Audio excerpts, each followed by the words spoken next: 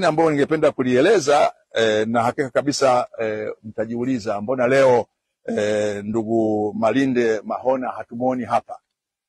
Ndugu Malinde Mahona tumemuondoa hapa na kumrudisha wizarani. Amefanya kazi nzuri sana katika kusimamia uwanja wa Benjamin Mkapa.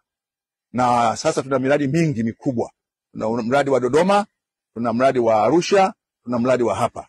Tumeona yeye tumpeleke wizarani ndugu yetu Malinde Mahona ili sasa asimamie shughuli za viwanja vyote. Na badala yake hapa tumemleta ndugu yetu Rashid Mijuza.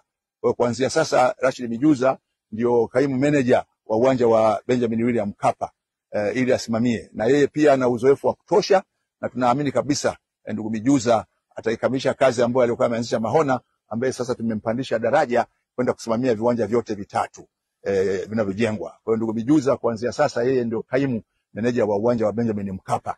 Na yeye tunaamini ataendeleza kazi ambayo mwenzake alianza, na bado Mahona atakuwa anaangalia viwanja vyote vitatu, ataendelea kushirikiana.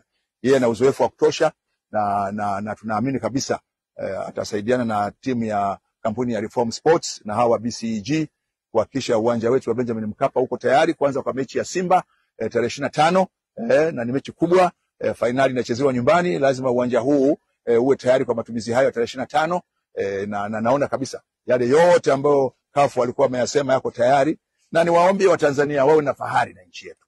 Changamoto ile ya siku ile ni mvua ilinyesha nyingi sana kuliko ilivyotarajiwa, na ndani ya muda mfupi mechi ikachezwa.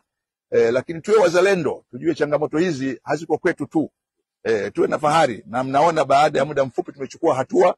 Tumeleta hii kampuni ya Uturuki yenye uzoefu inafanya hii kazi. Kwa mimi ningewasihi sana wa Tanzania daima pia tuyaone mazuri tunayoyafanya, na sio tu daima kasoro zinazojitokeza.